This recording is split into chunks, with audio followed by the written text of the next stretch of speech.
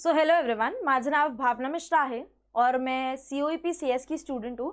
मैं आज आपको बोर्ड स्पेसिफिक स्ट्रैटेजी बताने वाली हूँ। अभी तक आपने किसी भी एग्ज़ाम की प्रिपरेशन की हो, JEE, CET, नीट, NDA, या अगर आपने सिर्फ बोर्ड्स की भी प्रिपरेशन की और आपकी इतनी अच्छी प्रिपरेशन नहीं हुई तो आपके लिए ये वन स्टॉप सोल्यूशन होगा, क्योंकि मैंने इसमें इंपॉर्टेंट चैप्टर्स लिस्ट आउट किए हैं जो आपको पढ़ने हैं अगर आपका सिलेबस पूरा नहीं हुआ है तो। और उसके बाद मैंने सब्जेक्ट स्पेसिफिक फ्लो भी कंसिडर किया है कि आपको स्पेसिफिक सब्जेक्ट्स में कौन सी बातें ध्यान रखनी है टू स्कोर गुड।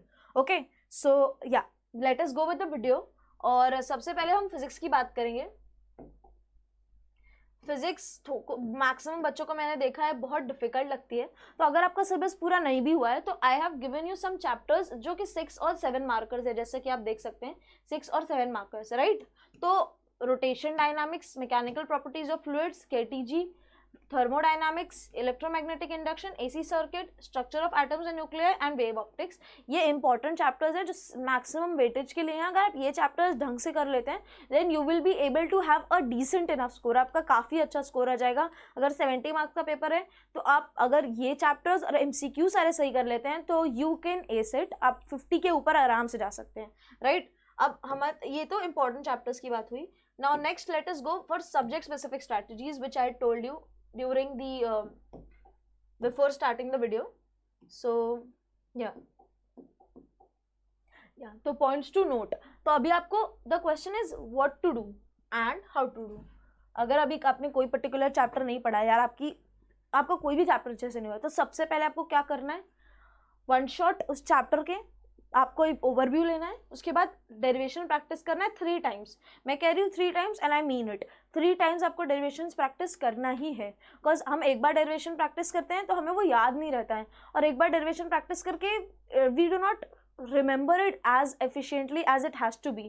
तो 3 times you have to practice every derivation। उसके बाद you have to emphasize more on solved example as compared to exercise problem। So I'll tell you, आप पहले वीडियो देखेंगे या फिर आप अगर आपका पहले से आपको कॉम्पिटेटिव एग्जाम के लिए वो चैप्टर पढ़ा हुआ है तो आपको ओवरव्यू चैप्टर को पता होगा, तो ये पार्ट आप स्किप कर सकते हैं। जो कॉम्पिटेटिव वाले बच्चे हैं जिनका वो पर्टिकुलर चैप्टर उस कॉम्पिटेटिव एग्जाम के प्रोस्पेक्टिव से हो गया है तो उनको ब्रीफ ओवरव्यू होगा चैप्टर का।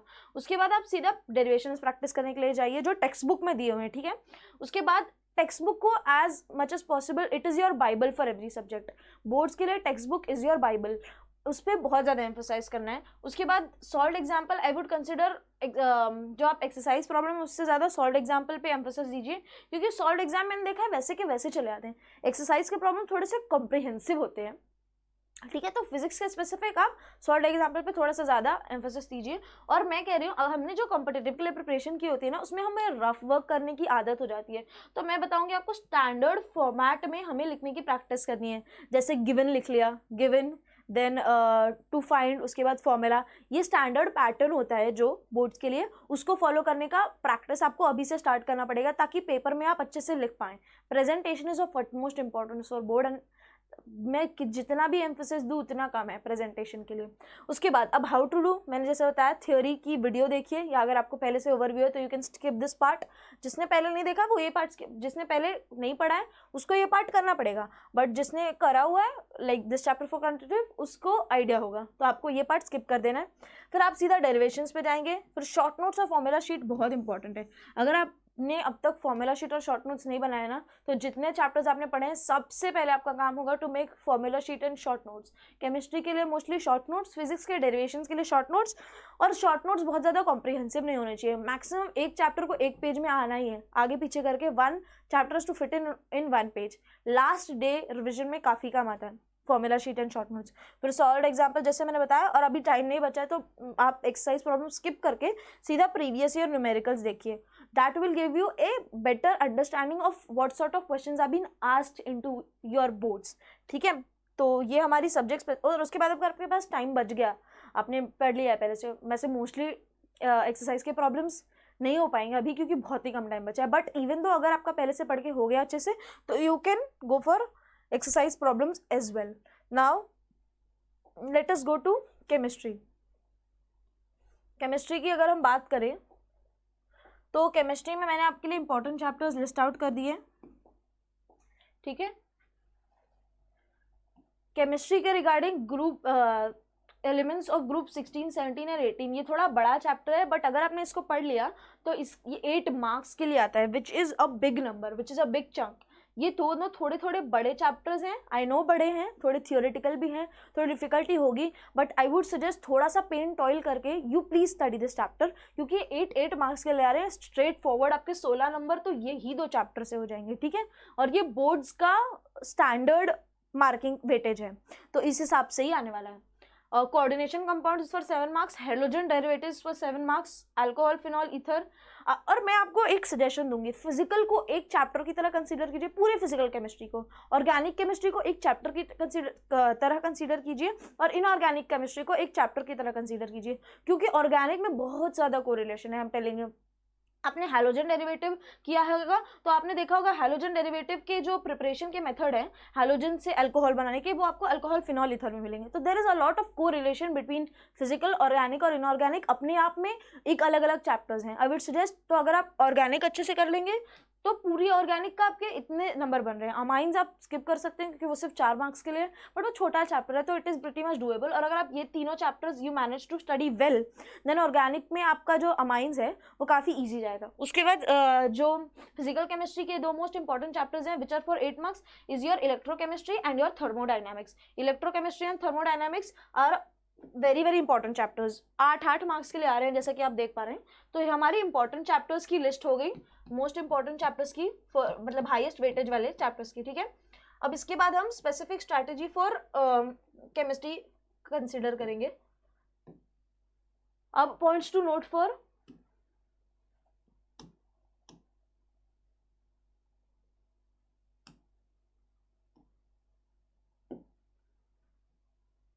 अब अगर आप फिजिकल केमिस्ट्री के चैप्टर्स कर रहे हैं अच्छे से, तो उसके भी सॉल्व एग्जाम्पल पे एम्फोसिस दीजिए।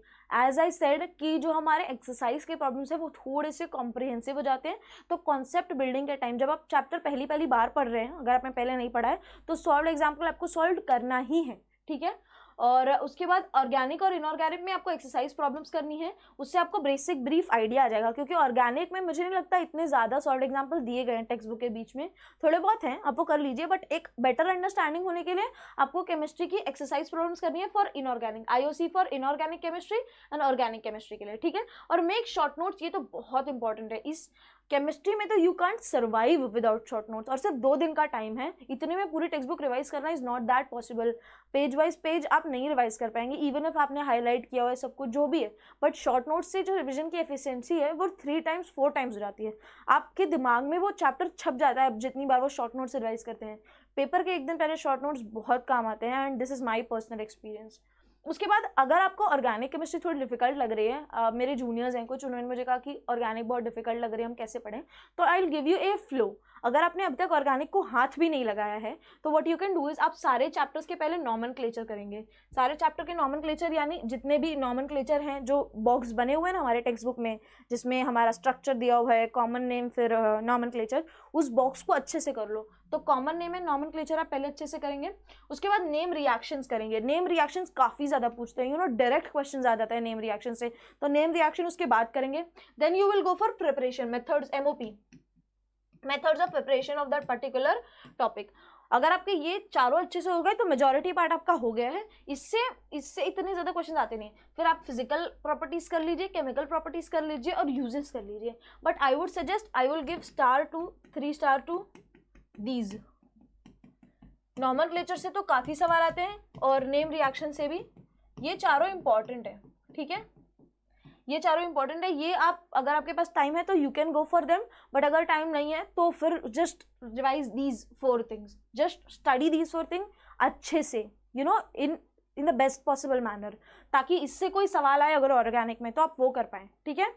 Now let us go to maths. Maths में मैंने स्पेसिफिकली आपके लिए 4 कैटेगरीज बनाई हैं। Categorise chapters 15 chapters of maths into 4 categories.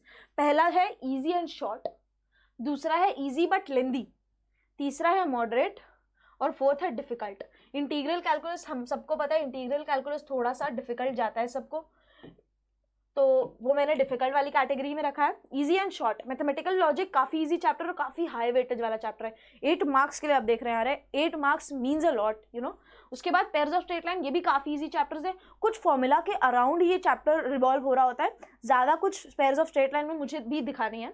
Probability distribution और बाइनोमियल डिस्ट्रीब्यूशन के लिए you have to know basic integration, मतलब बेसिक एक्स को कैसे इंटीग्रेट करना है वगैरह वगैरह, थोड़े मोड़े इंटीग्रेशन आपको आने चाहिए। That is all you require, basic integration, इसमें आपको थोड़ा सा आना चाहिए। प्रोबेबिलिटी डिस्ट्रीब्यूशन और बाइनोमियल डिस्ट्रीब्यूशन और लीनियर प्रोग्रामिंग से हमेशा एक सवाल आता है, हमेशा एक सवाल आता है, वो लास्ट वाली कैटेगरी में जो 4 मार्क्स के लिए आते हैं या 5 मार्क्स के लिए आते हैं उसमें, या फिर 2-2 मार्क्स के, एक न्यूमेरिकल आ जाता है और एक VSA आ जाता है। तो I don't think you should, ये तो आपका सबसे प्रायोरिटाइजिंग एरिया होना चाहिए। सबसे ज़्यादा आपको प्रायोरिटाइज इन्हीं चैप्टर्स को करना है क्योंकि ये इजी भी हैं और शॉर्ट भी हैं, यू नो। उसके बाद इजी बट लेंदी, ये भी आपको करना है। प्रायोरिटाइज सबसे ज़्यादा आपको ये करना है, इन चैप्टर से कोई भी क्वेश्चन है आपके मार्क्स नहीं जाने चाहिए, that is you have to make sure. उसके बाद easy but lengthy, vectors easy है, काफ़ी ईजी है। वेक्टर्स और लाइन एंड प्लेन, ये जो चैप्टर्स हैं ये कुछ ही फॉर्मूला के अराउंड रिवॉल्व करते हैं। और पेयर ऑफ स्ट्रेट लाइन भी, जैसा मैंने बताया, ये तो काफ़ी high weightage, 12 marks, 12 marks, are you understanding? 12 marks is like a big chunk. 12 और 10, 22 मार्क्स तो आपके सिर्फ वेक्टर अलजेब्रा से आ जाएंगे, ये अगर आप अच्छे से कर लेते हैं, बट इसके लिए आपको प्रैक्टिस भी करनी पड़ेगी, ठीक है। उसके बाद मेट्राइसिस, ये भी इजी है बट थोड़ा सा लेंदी है। एडजॉइंट मेथड, ये वो उसकी आपको थोड़ी सी प्रैक्टिस करनी पड़ती है। Then moderate trigonometric function 10 marks के लिए बट मॉडरेट है, you will have to solve पूरा टेक्स्ट बुक का प्रॉब्लम्स, ठीक है। ये सारे जो चैप्टर्स हैं इनमें आपको अगर कॉन्सेप्ट की लेवल ऑफ अंडरस्टैंडिंग अच्छे है और आपने प्रैक्टिस अच्छे से कर लिया है तो यू कैन मेक श्योर कि आपके इसमें मार्क्स नहीं जा रहे हैं, बट इसमें आपको थोड़ा प्रॉब्लम सेट भी करना पड़ता है। सो ऑल ऑफ दैट, ये थोड़े से डिफिकल्ट कैटेगरी में। डिफरेंशिएशन अगर शुरू में पहला चैप्टर होता है तो मोस्ट ऑफ द बच्चों का अच्छे से हो गया होता है क्योंकि शुरू में जोश होता है, राइट। अगर डिफरेंशिएशन अच्छे से हो गया तो ठीक है। और ट्रिग्नोमेट्रिक फंक्शंस थोड़ा सा मैं मॉडरेट कैटेगरी में रखूंगी। और नाउ इंटीग्रल कैलकुलस, मैंने पहले बताया था बच्चों को बहुत डिफिकल्ट लगता है इंटीग्रेशन, तो इन पर हाई वेटेज के लिए भी आता है क्योंकि मैक्सिमम बच्चे से नहीं कर पाते। तो अगर आपको एज मिल जाएगा तो you will be able to score exceptionally good, I am telling you. Indefinite integration, फिर differential equation, definite integration, application of derivative. Application of derivative easy है बट इट रिक्वायर्स प्रैक्टिस, मतलब मैं बता रही हूँ ओवरऑल मैथ्स ईजी है but अगर आपने कॉम्प्रिहेंसिवली प्रैक्टिस किया है तो मैं आपको सजेस्ट करूंगी कि आप सबसे ज़्यादा एम्फोसिस इजी शॉर्ट और इजी लेंदी पे दीजिए, इससे काफ़ी अच्छा स्कोर आपका आ जाएगा, आई गेस 40 के ऊपर हो जाएगा। और मॉडरेट में ये तो मेरे ख्याल से सभी का हो गया होगा क्योंकि ये फर्स्ट चैप्टर होता है मैथ्स का, ठीक है। तो अभी हमारे इंपॉर्टेंट चैप्टर्स जो मैंने लिस्ट आउट किए हैं, अभी मैथ स्पेसिफिक स्ट्रैटेजीज डिस्कस करेंगे। तो थियोरम्स काफ़ी, डेफिनाइट और इनडेफिनाइट के जो थियोरम्स है, डेफिनाइट के मोस्टली, डेफिनाइट के थियोरम्स काफ़ी ज़्यादा आते हैं, यू नो। थियोरम्स 15 मार्क्स के लिए आते हैं, ठीक है। तो ये काफ़ी इंपॉर्टेंट है और ये प्रीवियस ईयर में जितने पिछले 5 साल में जितने भी अगर डेरिवेशंस आए हुए हैं वो आपने कर लिए अच्छे से। वेक्टर्स के और डेफिनाइट इंटीग्रेशन के थियोरम्स काफ़ी ज़्यादा पूछे जाते हैं, तो you have to emphasise over that also. Now practice as many previous year papers as possible. अगर आपने एक बार कॉन्सेप्ट प्रैक्टिस कर लिया और हर कॉन्सेप्ट पे आपने 4 से 5 सवाल लगा लिए, इजी शॉर्ट और इजी लॉन्ग की कैटेगरी की बात कर रही हूँ, अगर ये चैप्टर का आपको कॉन्सेप्ट क्लियर है और आपने 4-5 प्रॉब्लम हर टॉपिक पे लगाए हुए हैं इस और इस कैटेगरी के, तो आप सीधा प्रीवियस ईयर पेपर सॉल्व करने जाइए। Topic wise previous year paper बहुत सारी जगह अवेलेबल है, you can go them and you can start solving them, ठीक है। उसके बाद the key mantra for maths is, I am telling you the key mantra for maths, it is practice, practice and practice. Nothing can save you in maths apart from practice. Practice is extremely important. आपको maths में practice करना ही पड़ेगा, ठीक है। तो this was the board strategy, physics, chemistry और maths के लिए। If you have any doubts, post your doubt in comment and I'll be clearing them out. And this is it. So good luck and you can do it. And I have a quote to say, no pain, no gain. If you do not toil the pain, अगर आप पढ़ाई का दर्द सहन नहीं कर सकते तो आपको गेन भी नहीं मिलेगा जो आपको चाहिए, अच्छे marks, even that you won't be able to gain, ठीक है। So this is it for today, thank you and stay tuned and keep watching my videos. Thank you so much and bye, all the best for your boards.